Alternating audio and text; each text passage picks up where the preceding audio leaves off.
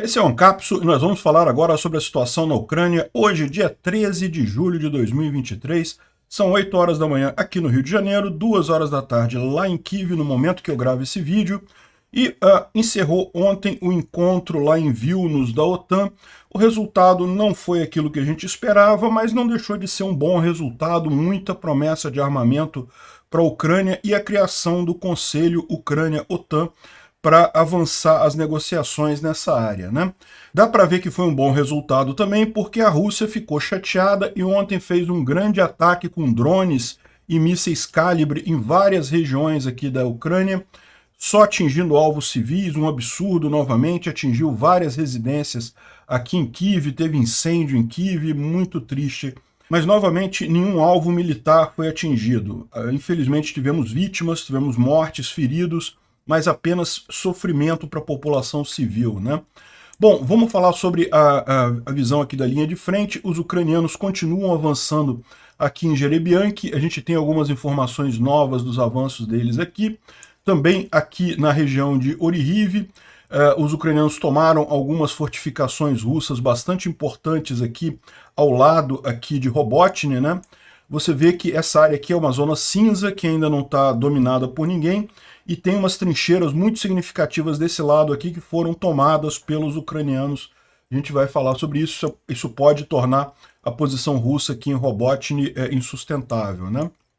Isso está acontecendo também aqui em Bakhmut, onde os ucranianos conseguiram avançar a leste de Dubovo-Vasilivka, ou seja, Berivka, mais para cima aqui, já estão tomando algumas posições para cá. Isso deixa os russos também numa posição muito ruim nessa situação aqui, né? Tem gente dizendo que tem 15 mil russos presos num caldeirão aqui em Bakhmut, né? Eu acho que o pessoal está sendo muito otimista.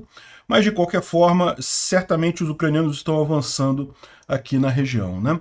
Os russos iniciaram uma ofensiva aqui em Kupiansk, bombardearam vários locais aqui, mas até agora a gente não viu nenhum avanço aqui, né? E também o avanço que eles estavam fazendo aqui em Kriminá também não conseguiu ir adiante. Eles avançaram alguma coisa, né? Pegaram essa floresta aqui, essa região aqui que não estava controlada por eles, mas pararam aqui antes de chegar em Tortsk, né?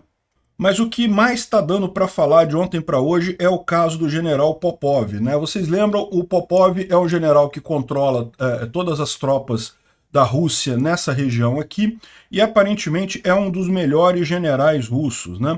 E ele está reclamando muito da questão da rotação das tropas, e ontem o Gerasimov tirou ele do comando aqui, e aí hoje ele pediu demissão, falou que o Gerasimov tinha tirado ele do posto de comando, e ele ia ser demovido, ia continuar ali na tropa, em uma posição subsidiária. Ele pediu demissão e falou um monte de verdades para o Gerasimov, que lembram muito o discurso do Prigozhin. Que os comandantes russos não sabem o que estão fazendo, que estão perdendo as melhores tropas, que estão abrindo oportunidade para a Ucrânia, que não tem munição, não tem contra-bateria, né? Não tem artilharia de contra-bateria. Enfim, reclamando um monte de coisa do comando russo. E olha só que coisa, esse cara é um dos melhores generais russos, né? Enfim, isso está ameaçando criar uma revolta no próprio exército russo. Parece que as palavras do Prigozhin ecoaram realmente muito forte entre os militares aqui, né?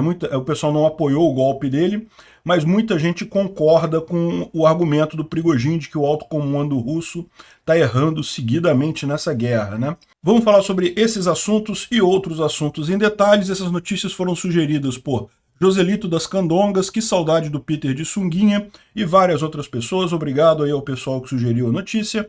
Obrigado a você que está assistindo o nosso vídeo. Se você gosta do nosso conteúdo, por favor, deixe o seu like e se inscreva aqui no canal, né?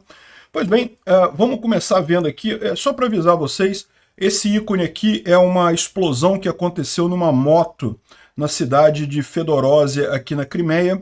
Pode ter sido um ato de sabotagem, né, dos partisãos aqui para atingir alguém, mas a gente não tem mais informações. O que a gente sabe só é que explodiu uma moto aqui, né? Eu acho pouco provável ter sido Storm Shadow ou qualquer outro míssil de longo alcance. Não faria sentido para explodir uma moto, né? Deve ter sido coisa de partizão. E esse outro ícone aqui são os submarinos russos que dispararam mais mísseis calibre, né, que justamente atingiram várias regiões da Ucrânia, tá? Mas particularmente aqui em Kyiv, né? Então Kyiv a gente tem novamente imagens aqui de apartamentos destruídos, tá vendo?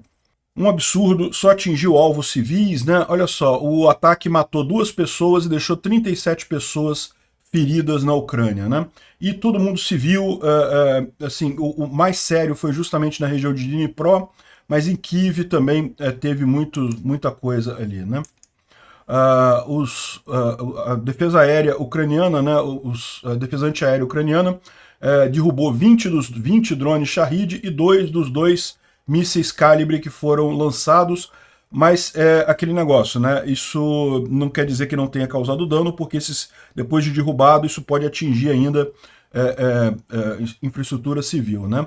Agora teve também lançamento de mísseis Iskander-M, e isso não se sabe com certeza se houve, se não houve, se atingiu o alvo e coisa e tal. Então ainda não temos informação sobre potenciais Iskander-M que teriam sido lançados também, né? Bom, uma coisa curiosa, né? Vocês sabem, a gente mencionou que outro dia que morreu o Tsokov, né?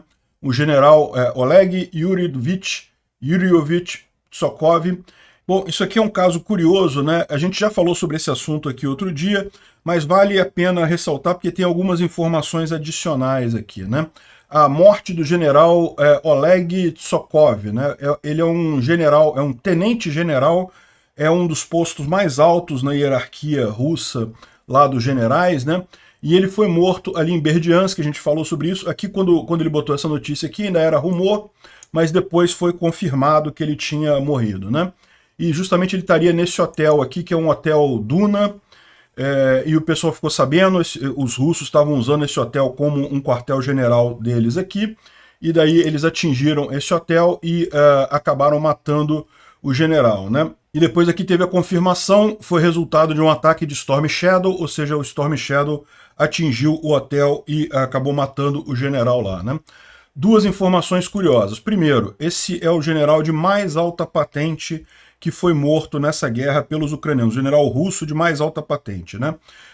Aqui no Brasil, a gente tem o general de brigada, que é com 2 estrelas, o general de divisão, que é com 3 estrelas, e o general de exército, que tem 4 estrelas, né? Lá na Rússia eles têm mais divisões, tá? Então o tenente-general equivalente lá na Rússia é o general de divisão, seria mais ou menos o general de divisão aqui do Exército Brasileiro. Então é o oficial de mais alta patente que já foi morto aqui na guerra pelos ucranianos, né? Isso é uma curiosidade. A outra curiosidade é justamente que depois que teve o ataque lá, os russos mandaram uma unidade da OMON. A OMON é um ramo especial da polícia, da Guarda Nacional Russa lá, né? Uma unidade de elite. Eles foram destacados para justamente tirar os corpos dos escombros ou identificar se ainda tem sobreviventes e coisa e tal, no hotel que foi atingido. E aí o que a Ucrânia fez? Lançou um outro ataque em seguida para pegar esse pessoal também, né? Então matou também o Kazan Timurizev, que é o comandante da OMON da República de Ingushétia, que é um estado russo lá, né? Ou seja, também foi morto quando ele estava comandando o resgate de corpos do general lá, né? Tem aqui a informação disso circulando nos Telegram russos, e aqui está o hotel semi-destruído, tá vendo aquele hotel Duna, né? Que é o hotel onde estava o general, e aqui ele novamente sendo atingido quando estava tendo o trabalho de resgate, justamente com o objetivo de atingir essas tropas da OMON, né? Então pronto, excelente, 2 ótimas notícias nisso daqui.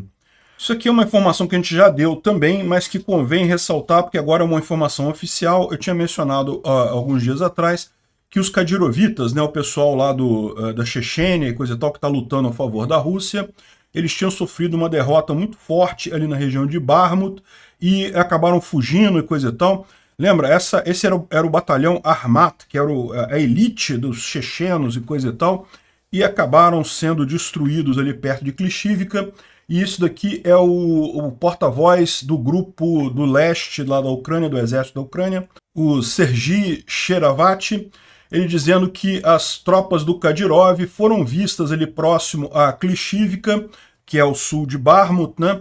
Mas acabaram recuando depois de sofrerem perdas muito pesadas. A gente já tinha falado sobre isso. O que acontece agora é que é oficial essa informação, né?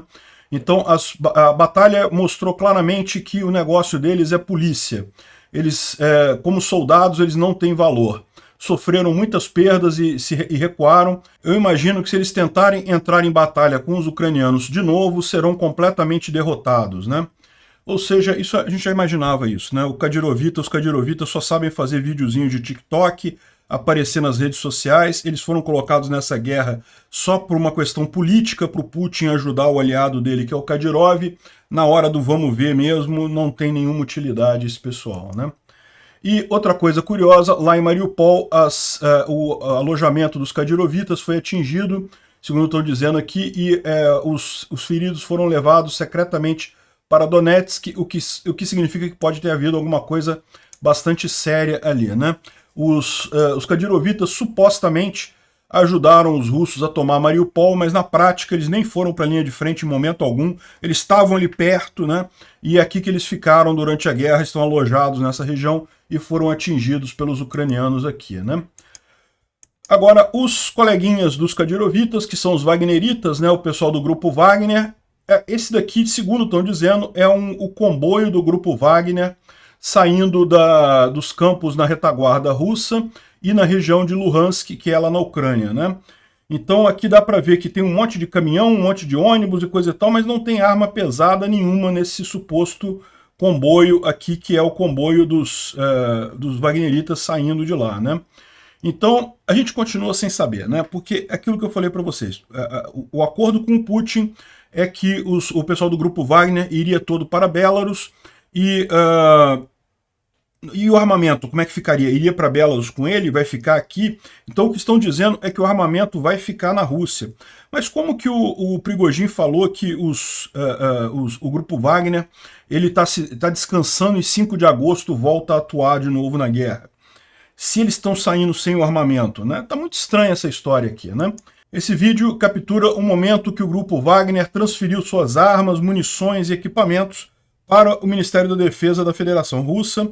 Então colocaram mais de 2.000 unidades de equipamento pesado, 2.500 toneladas de munição e mais um monte de coisa. Isso, teoricamente, foi tudo entregue para o Ministério da Defesa russo e pertencia ao Grupo Wagner, né? De novo, se foi entregue toda a munição e todo o equipamento do Grupo Wagner para o Ministério da Defesa russo, como é que o Grupo Wagner vai voltar a lutar em 5 de agosto, né? Tá estranha essa história aqui, mas isso é o que eles estão falando aqui, né? Bom, vamos falar sobre algumas coisas na linha de frente aqui. O canal Veteranos, um canal russo no Telegram, disse que os russos entraram em ofensiva na região de Kupiansk, ou seja, estão tentando atingir Kupiansk, né? Kupiansk é essa cidade aqui, foi retomada pelos ucranianos por ocasião da ofensiva de Kharkiv, mas até aqui não tivemos nenhuma novidade nessa região. Os russos estão dizendo que estão avançando, né? Lembra que algum tempo atrás eles falaram que ia entrar em ofensiva na região aqui de Kriminá e Svatov, coisa e tal. O fato é, aqui em Svatov eles não conseguiram avançar nada, mas aqui em Kriminá os russos avançaram alguma coisa sim. A gente falou sobre isso ontem. Eles tomaram essa floresta aqui que realmente não estava na mão deles, mas não conseguiram avançar mais. Chegaram até aqui em Torsk, mas daqui eles não conseguiram avançar por hora, né? Vamos aguardar para ver como é que fica isso daqui. Mas, de qualquer forma, os ucranianos estão fazendo uma boa defesa nessa região aqui, ao longo do rio Zerebets, né? Do lado ucraniano foi liberado um vídeo mostrando o avanço dos ucranianos na direção de Jerebianki, né? Que é do lado de Piatykhatsk, né? Estão mostrando aqui os soldados avançando por uma estrada. Lembrando que a gente está falando dessa região aqui. Os ucranianos tomaram Piatykhatsk logo no início da contraofensiva e estão tentando desde então tomar Jerebianki, né? Eles avançaram mais alguma coisa aqui ao sul também. Já tem um pouco mais de avanço aqui, mas a grande questão é que Jerebianki é muito importante porque ela fica próximo de Piatykhatsk e fica no alto. Então é muito importante tomar essa cidade aqui até para assegurar que Piatykhatsk está tranquila na mão dos ucranianos, né? Então, os ucranianos estão tentando tomar a cidade aqui. A gente viu ontem imagem deles chegando por essa floresta aqui, nesse braço de floresta ao norte de Jerebianque, e hoje a gente tem a informação de que eles estão vindo também pela estrada a partir de Piatihatsk, né? Aqui o vídeo mostra eles avançando na estrada. Eles têm que avançar na estrada, porque segundo eles, segundo diz aqui no vídeo, a região no entorno está toda cheia de minas, então a estrada é o único caminho que eles conseguem seguir ali, e eles estão avançando, né, sob fogo de morteiro e coisa e tal, mas estão avançando em direção a Jerebianque, visando tomar a cidade lá, né. Lembrando que Jerebianque já não está mais na mão dos russos também, né, os russos estão atingindo essa região com morteiro à distância, né. A ideia dos ucranianos é justamente chegar na cidade para tomar as posições defensivas que os russos tinham aqui, que já não estão ocupadas mais por eles, para justamente a partir daqui preparar a próxima etapa aqui contra Luhov, né? Uma imagem realmente emocionante aqui do pessoal avançando, e é uma curiosidade dessa guerra, né? Como é que a gente tem uma quantidade de informação enorme, né? Você vê, isso daqui aconteceu ontem ou anteontem, 2, 3 dias atrás, ou seja, é coisa realmente muito recente, os avanços ucranianos aqui, e dá para ver mesmo como é que é a dificuldade com que eles estão avançando, né? Aqui no outro ponto do fronte, aqui, Orihiv, né? Os ucranianos continuam tentando tomar Robotny, e eles tiveram um grande avanço agora que eles tomaram uma trincheira importante russa nessa direção aqui, nessa região aqui, né? Repara que essa área aqui toda, ela já está marcada como em disputa, né? Ou seja, os russos também não controlam diretamente essa região, mas agora os ucranianos conseguiram avançar, ou seja, isso aqui vai indicar o controle ucraniano sobre essa trincheira aqui, ó. Dá para ver com esse ponto aqui, tá vendo essa curva que faz aqui? Esse é o ponto em que eles conseguiram tomar. E aqui você tem ideia da importância, né? Essa daqui são, em amarelo está marcado aqui, todos os sistemas de trincheira russos nessa região, né? Então você ainda tem muitas trincheiras por aqui, mas as trincheiras que levam a Robotny já foram totalmente anuladas, essa daqui e essa daqui já não tem mais russos nela, e essa daqui aparentemente os ucranianos tomaram ela, como está evidente pela grande quantidade de imagens aqui dessa região, os ucranianos tomaram esse sistema de trincheiras aqui, então, ou seja, já enfraqueceu bastante a posição russa nessa região, né? Os russos ainda têm esse sistema de trincheiras aqui, e tem outros sistemas mais embaixo, então não quer dizer que a coisa acabou, mas fragilizou bastante o avanço deles nessa região. Bom, a gente não tem informações sobre o eixo aqui Velika-Novosilka, nenhuma novidade, né? Continua aqui a batalha para tomar Priutny, Urozhaine, Staromayorsk, Novodonetsk, continua aqui a batalha na região, né? A gente tem a informação agora aqui em Bakhmut, né? Em Bakhmut, vocês sabem, também os ucranianos têm avançado tanto no flanco sul quanto no flanco norte. O Grey Zone, que é um blogger militar russo, diz aqui que a situação é complicada. Eu vou adicionar que os ucranianos eles conseguiram avançar no flanco direito de Bakhmut, o direito é o flanco norte, né? Os ucranianos da 56ª Brigada de Rifle Motorizado conseguiram estabelecer um ponto de controle em uma das colinas a leste de Orehovo-Vasilivka, já quase chegando na estrada Bakhmut-Sloviansk, né? Então, se você for ver isso daqui, aqui os ucranianos estão batalhando aqui em Berivka, já retomaram uma parte de Berivka. Então, o que ele está dizendo é que eles conseguiram já estabelecer um ponto aqui, ó, a leste de Dubovo-Vasilivka, né?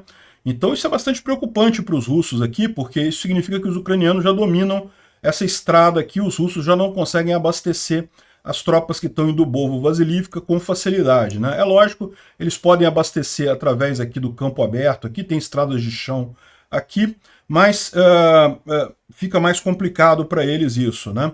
E outra coisa, ele está falando que já chegou quase na estrada entre Bakhmut e Sloviansk, que é essa estrada aqui, é M3 aqui, né? Ou seja, aqui, ó, Sloviansk está aqui, Bakhmut e Sloviansk é essa estrada M3. Ou seja, se os ucranianos avançaram tanto aqui, que já estão quase na M3, a situação dos russos aqui em Dubovo-Vasilivka está bastante complicada no final das contas, né? Além desse avanço aqui, o Kartina Maslon está avisando aqui que continuam as batalhas em Berhívka, Klishivka, ou seja, Berhívka ao norte, Klishivka ao sul de Bakhmut, e o resultado é muito ruim para os orcs, para os russos. Existe também a briga pela liberação de Kurdiumivka, e eles estão sendo empurrados para o canal em direção a Andrivka, né? Continuam aí os duelos de artilharia e é justamente aqui os ucranianos estão tentando retomar Kurdiumivka e os russos estão sendo forçados a avançar ou a recuar em direção a Andrivka, que é essa outra cidade aqui, né? Bom, o pessoal deu a informação aqui, né, que acredita-se que existem 15 mil soldados da Federação Russa cercados em Bakhmut. As rotas de suprimento e retiradas são controladas pelas forças armadas ucranianas, então eles estariam num cerco técnico. Eu acho que o pessoal está sendo um pouco exagerado aqui, tá? Para ter 15 mil militares, não é a situação aqui, né? Porque essa situação aqui em Dubovo-Vasilivka é crítica para os russos mesmo.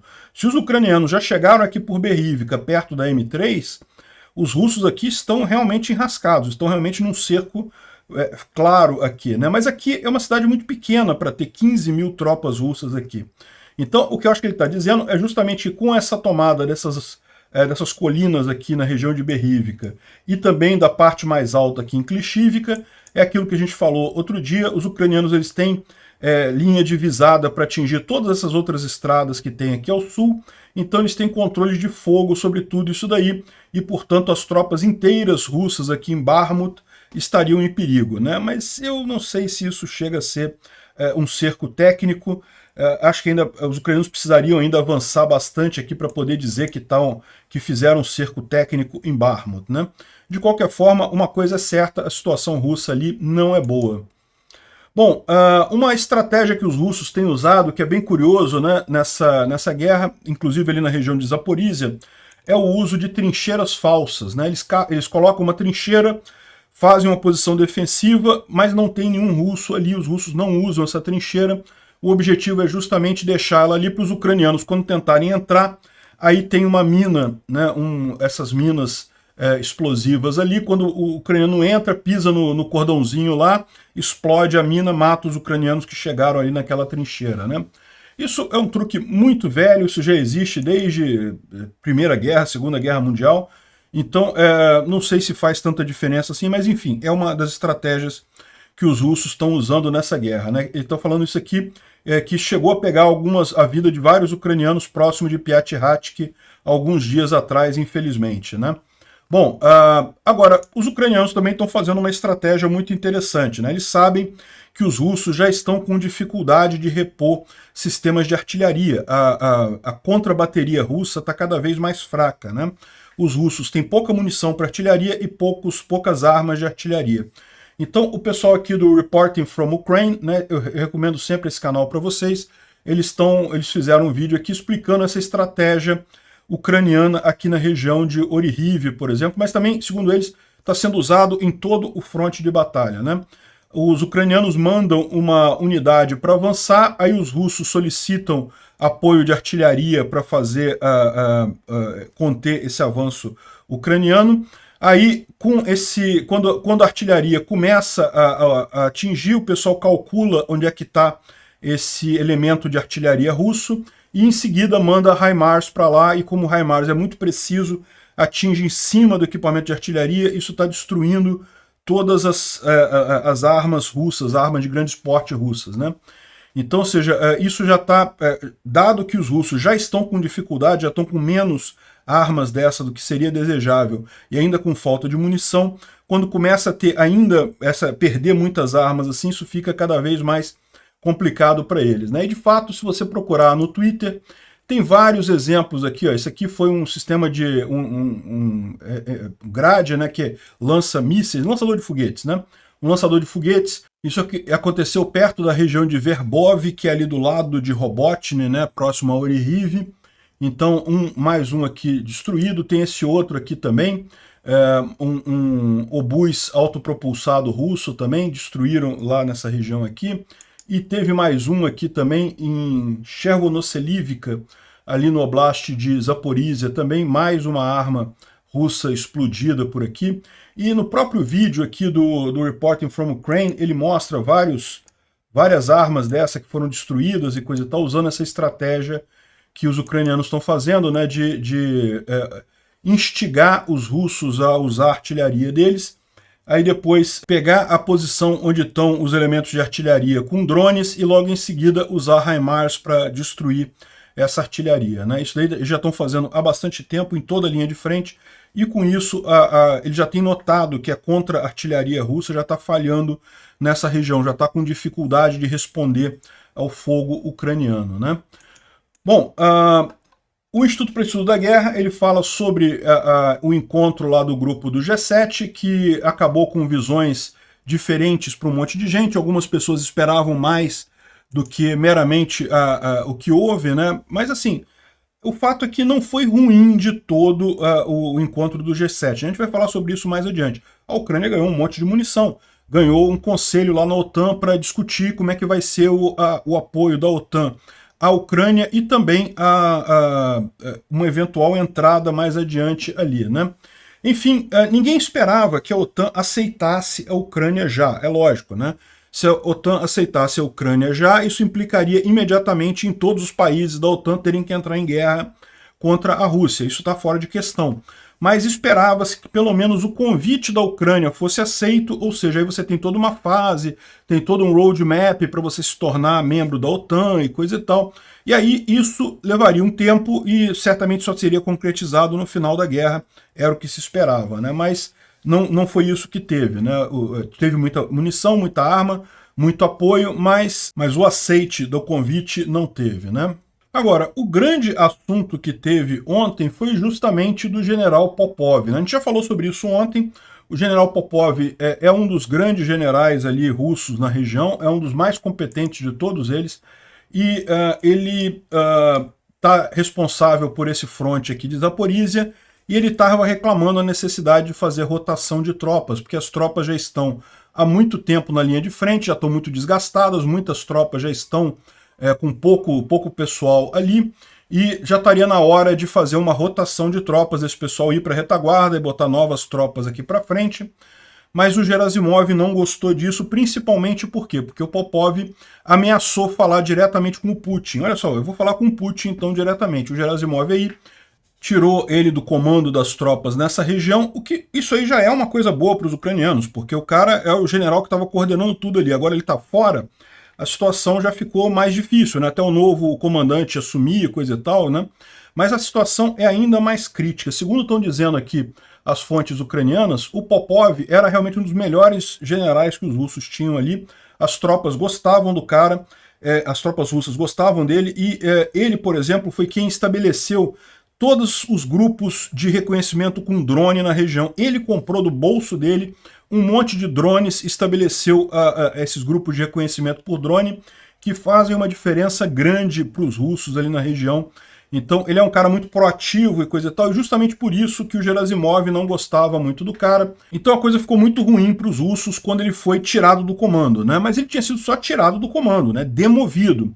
Agora, a coisa piorou. Ele pediu demissão. Ele pediu demissão e mandou uma mensagem realmente reminiscente da mensagem do Prigozhin, falando sobre a situação difícil, né?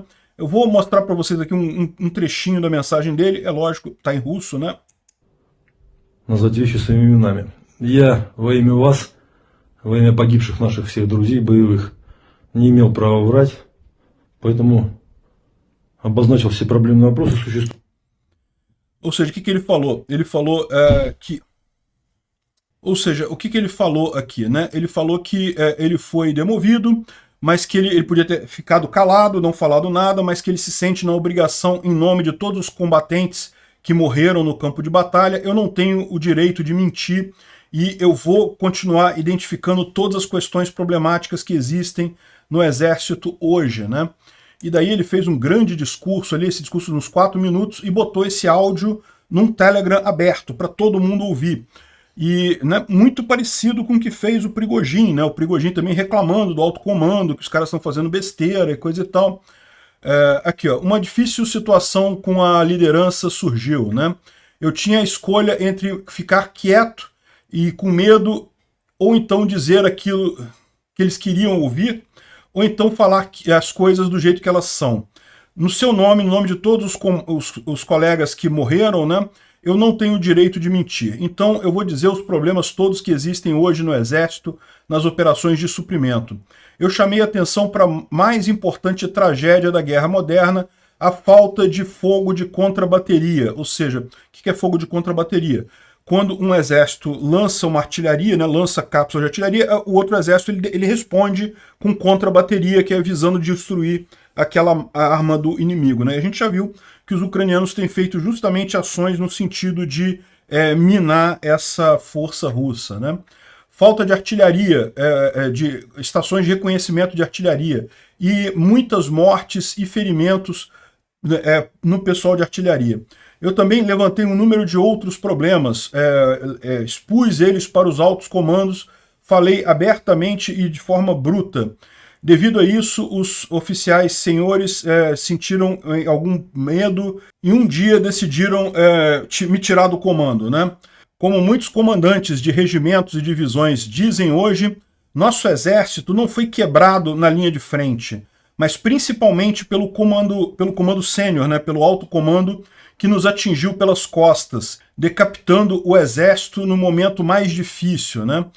Ou seja, lembra muito realmente a questão do Prigozhin, né? Do que o Prigozhin falou, dos erros de envio de material e coisa e tal, né? Enfim, o discurso completo tem aqui nessa conta do Igor Shusko, né? E aí ele fala também da questão da rotação e coisa e tal, que é a necessidade de fazer a rotação do pessoal, e já tem muita gente declarando apoio a ele, e o pessoal está com medo de ser um motim número 2, né, disso aqui começar um movimento dentro do exército russo agora contra o Shoigu e o Gerasimov. Né? Veja, o grupo Wagner era um grupo que era meio externo ao exército, agora seria coisa dentro do exército mesmo, lutando contra o Gerasimov e o Shoigu. E, de novo, o Igor Strelkov respondeu isso daqui muito preocupado. Né? Ele está falando aqui, ó, o apelo de um comandante do exército aposentado para o público no exército regular é um escândalo, algo sem precedente, um precedente muito perigoso e quase um motim. Né? Além disso, essa hora foi criado não por um criminoso, ele está falando do Prigozhin, né? Que por algum motivo virou rico, né? Está falando do Prigozhin, mas por um natural, um general de carreira do exército, né? E não o pior. Na verdade, ele está elogiando o cara. Era realmente considerado um dos melhores generais russos, né? Além disso, como muitos comentadores apontam de forma certeira, esse tipo de munição e desintegração, esse motim e a desintegração descontrolada do exército deixa a coisa numa situação por um fio, né? Ou como ele diz aqui, a uma jogada de pedra. Basta uma derrota militar significativa para formar um novo campo em Moscou, ou seja, para as tropas se virarem contra Moscou. Né?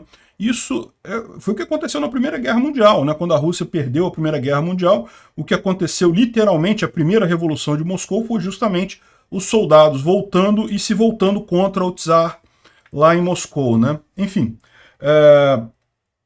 isso eu gostaria muito de evitar, mas vamos ver, né? O que está acontecendo realmente é preocupante, né? Ou seja, repara como é que o pessoal está dizendo aqui que isso é um motim, e é um motim sério, e não é só o Popov, não é um cara maluco falando isso, realmente é um sentimento que tem dentro do exército isso daí, né? Agora, uma outra coisa que o pessoal está lembrando aqui é o seguinte, o Popov, ele também reportou que a situação estava crítica, sabe quando? Lá em Kharkiv, né? Ele, por um acaso, era o comandante também dessa área toda aqui em Kharkiv, que foi tomada pelos ucranianos lá em setembro do ano passado. Em determinado momento ele reportou esse problema da falta de rotação, que a situação estava crítica ali, e ali naquele momento ele também foi ignorado pelo alto comando, o alto comando deixou para lá, não fez nenhuma consideração, não corrigiu nada, e pouco depois disso a gente sabe o que aconteceu com Kharkiv, né? Então o pessoal está colocando aqui que, olha só que beleza, né? Vamos supor que ele está certo pela segunda vez da mesma forma. que a situação aqui, embora os ucranianos tenham avançado pouco aqui, eles podem estar muito perto de quebrar a defesa russa nessa região, e uma vez feito essa quebra, aí o avanço é muito rápido. Para quem não lembra como foi a ofensiva aqui de Kharkiv, também os ucranianos ficaram um tempão para tomar Balaklia, né? Eles ficaram vários dias para tentar tomar aqui Balaklia e coisa e tal, e estava difícil e não acontecia, avançava um pouquinho. Aí, de repente, eles conseguiram anular, eles nem tomaram a cidade, mas eles conseguiram cercar a cidade aqui. E a partir daí, meu amigo, foi uma festa, né? Os ucranianos avançaram rapidamente, chegaram até Kupiansk aqui, retomaram toda essa área aqui na região de Kharkiv, né? Inclusive Izium, Sviatohirsk, né? Lima, toda essa região aqui. Foi muito rápido isso daqui, aconteceu em poucas semanas essa retomada toda aqui. Pode ser que a gente esteja vendo uma situação similar agora, embora você veja pouco avanço aqui, é justamente porque a primeira barreira é a mais difícil mesmo de quebrar, depois que ela for, meu amigo, é uma festa, né? E olha o que eles estão dizendo aqui, né? O Popov também reclamou que a situação estava crítica, depois do reporte ele foi retirado da direção de Kharkiv e foi colocado em Zaporizhia. E daí, depois disso, é que aconteceram os eventos que a gente está sabendo lá em Kharkiv, né? Ou seja, quem sabe não repete isso daqui mais uma vez, né? Aqui eu tinha preparado para falar sobre o resultado da OTAN, mas a verdade é que não tem nenhuma novidade, né? Houve um certo desapontamento do Zelensky e da Ucrânia, que esperava que fosse explicado como é que vai ser o caminho da Ucrânia para entrar na OTAN, mas a OTAN preferiu não se comprometer com isso. É lógico, a Ucrânia jamais poderia entrar para a OTAN estando em guerra com a Rússia, isso não faria sentido, mas a Ucrânia esperava que pelo menos a OTAN aceitasse o convite, colocasse as condições e falasse, não, daqui a 2, 3 anos a gente vai ver e vocês vão entrar. Terminada a guerra, daqui a 2 anos depois vocês vão entrar. Ou alguma coisa assim, uma perspectiva de entrada na OTAN, né? Infelizmente não teve nada nesse sentido, mas isso não quer dizer que não tenha sido bom, né? O pessoal fala aqui que tem muita gente pessimista com o resultado da OTAN, mas o fato é que não foi tão ruim assim. Tem toda a parte da criação do Conselho OTAN-Ucrânia, tem um monte de armas e coisa e tal. Tem a entrada da Suécia na OTAN, que também é positiva para os ucranianos, porque enfraquece a Rússia, né? A Rússia aqui está muito chateada, falou que vai também responder a entrada da Suécia. Vai responder como? Do jeito que responderam a entrada da Finlândia, fazendo nada? Pois é, né? Eles não têm o que fazer, né? A verdade é que a Rússia está se acabando nessa guerra da Ucrânia, né? O compromisso da OTAN é de longo termo, de longo prazo, então, ou seja, a ideia é realmente entender que essa guerra vai demorar tempo. Então isso é uma coisa positiva para a Ucrânia no final das contas. Agora, uma coisa curiosa é que o pessoal estava comentando aqui justamente sobre os treinamentos que os soldados ucranianos estão recebendo do pessoal da OTAN. E eles falam o seguinte, que eles estão aprendendo muita coisa, é muito interessante, porque principalmente estão aprendendo as técnicas e armas ocidentais, mas que eles também acham algumas falhas na forma como os ocidentais estão tratando a guerra, que mostra que esse pessoal realmente está parado no tempo, né? E a verdade é essa, se você for pegar o exército ucraniano hoje em dia deve ser muito mais efetivo em batalha do que qualquer soldado da OTAN, né? A OTAN tem muito mais armas, tem muito mais equipamento. É o que eu falo para vocês, se a OTAN entrar nessa guerra, ela destrói a Rússia totalmente por conta da superioridade tecnológica. Mas em termos de batalha mesmo, né, o pessoal conta aqui a experiência dele com o treinamento, e ele fala, caramba, o pessoal da OTAN ainda confia em papel, em cartas de papel. A Ucrânia já abandonou isso há muito tempo, não usa mais carta de papel, é tudo laptop, né? E aí eles usam smartphones chineses, né, e tablets que tem para ela. E de fato, eles quebram muito, eles falham muito. Em tese o papel é sempre mais confiável, porque, né, ele não vai acabar a bateria e coisa e tal. Mas a verdade é que o software Nettle, que é um dos softwares lá que os ucranianos usam, ele te dá tanta informação, tanta vantagem, tanta informação em tempo real, onde está seu companheiro, onde é que está o inimigo e coisa e tal, que, cara, é muito melhor do que papel, mesmo você podendo perder aquilo ali, coisa e tal. Enfim, ou seja, o final das contas ele chega à conclusão de que isso mostra realmente como os americanos só só brigaram com gente muito inferior a eles, né? Se os americanos pegarem um exército de verdade, uma força equivalente para brigar, vão ter muitas dificuldades nesse tipo de guerra, né? É que, na verdade, os americanos fazem o outro tipo de coisa. Eles têm a superioridade aérea e daí eles saem destruindo qualquer coisa que seja, né? A tecnologia é tão mais avançada que acaba subjugando qualquer força. Mas é o que eles falam aqui, em termos de capacidade de briga, ali, ninguém ensina os ucranianos melhor do que os próprios ucranianos que estão lá, né? Aqui é um outro caso também do pessoal explicando como é que é o treinamento e coisa e tal. E, de novo, é interessante, tá? Eles falam que eles aprendem muita coisa, que, né, as armas ocidentais e coisa e tal, muita coisa importante, mas também eles veem essa coisa meio antiga das tropas da OTAN e americanas ali na região. Isso podia servir de exemplo para o pessoal da OTAN também, tá? Para ficar mais atualizado e aprender com a Ucrânia. Bom, só para terminar aqui, eles decidiram hoje, parece, foi iniciada a obra para substituir aqui o brasão que tem na estátua da Motherland, lá em Kyiv, né? Eu fui nessa estátua, na base dela, né? Até pode ir nela, tem uma subida ali, mas estava fechado por conta da guerra, né? Então, hoje, aqui na Motherland, você tem esse escudo comunista, aqui, o brasão de armas da União Soviética, e foi aprovado a substituição pelo tridente. Isso deve ser feito ao longo dos próximos meses, né? Enfim, eles já estavam discutindo isso na época que eu estava lá, muito bonita mesmo a estátua, mas vai ficar mais bonita ainda sem o comunismo, né? Muito bacana. Obrigado por assistir o vídeo até o final. Além de curtir, compartilhar e se inscrever no canal, considere se tornar patrocinador com valores a partir de R$ 1,99. Clique no botão Seja Membro abaixo para saber as condições e vantagens de patrocinar o canal. Mais informações sobre o nosso projeto, visite nossos sites indicados na tela.